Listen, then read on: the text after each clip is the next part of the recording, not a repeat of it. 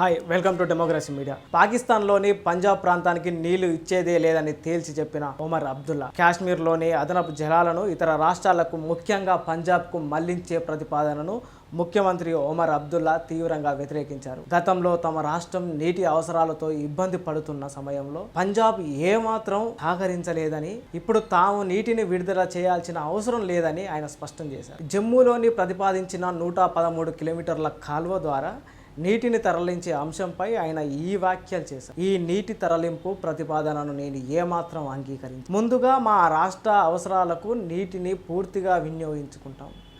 జమ్మూ ప్రాంతంలోనే తీవ్ర నీటి కరువు పరిస్థితులు నెలకొన్నాయి. అలాంటప్పుడు పంజాబ్కు నీటిని ఎందుకు తరలించాలి అని ఒమర్ అబ్దుల్లా ప్రశ్నించారు. సింధు జలాల ఒప్పందం ప్రకారం పంజాబ్కు ఇప్పటికే తగినన్ని నీళ్లు అందుతున్నాయని ఆయన గుర్తు చేశారు. అవసరమైనప్పుడు వారు మాకు నీళ్ళు అందించారా? సంవత్సరాల తరబడి మమ్మల్ని ఇబ్బందులకు గురి చేశారు. మరి మేమెందుకు వారికి నీళ్ళు ఇవ్వాలి అంటూ ఆయన ఆగ్రహం వ్యక్తం చేశారు.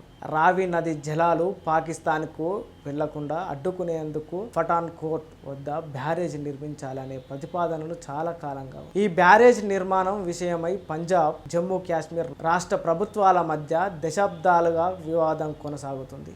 1979లో దీనికి సంబంధించిన ఇరు రాష్ట్రాల మధ్య ఓ ఒప్పందం కుదిరినప్పటికీ అది కార్యరూపం దాల్చుకోలేదు.